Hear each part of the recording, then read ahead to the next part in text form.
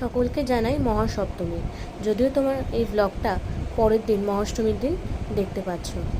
সপ্তমীর সন্ধ্যায় আমি আর মা বেরিয়ে পড়েছিলাম প্রতিমা দর্শনের উদ্দেশ্যে।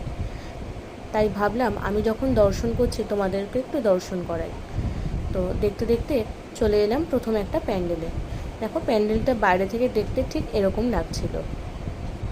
লাইটিংটাও বেশ ভালোই লাগছিল। ভেতরে প্রবেশ করার সাথে সাথে দেখলাম আমাদের মতো বহু মানুষ প্রতিমা দর্শন করার উদ্দেশ্যে বেরিয়েছে। দেখো, বেশ সুন্দর লাগছে চারিদিকটা।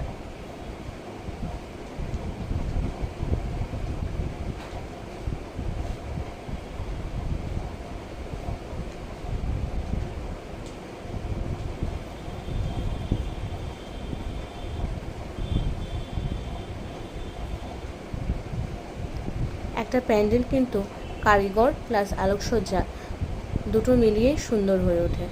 তো দেখতে দেখতে আমরা একেবারে মূল মণ্ডপে প্রবেশ করলাম। চারিদিকটা ঠিক এরকম লাগছিল। এরপর আমরা প্রতিমা দর্শন করলাম। প্রতিমা দর্শন করে মনটা ভরে গেল। এরপর সেখান থেকে আমরা চলে এলাম পরে আরেকটা মণ্ডপে। এটা একেবারে সাধারণ প্যান্ডেলই করেছিল। কিছুটা ভিড় থাকার কারণে প্রথমে দড়ি দিয়েছিল, পরে সেই দড়ি খুলে দেওয়ার পরে আমরা ধীরে ধীরে মূল মণ্ডপে প্রবেশ করলাম এবং প্রতিমা দর্শন করলাম। এই প্রতিমাও একেবারে ডাকের সাজে সাজানো, বেশ সুন্দর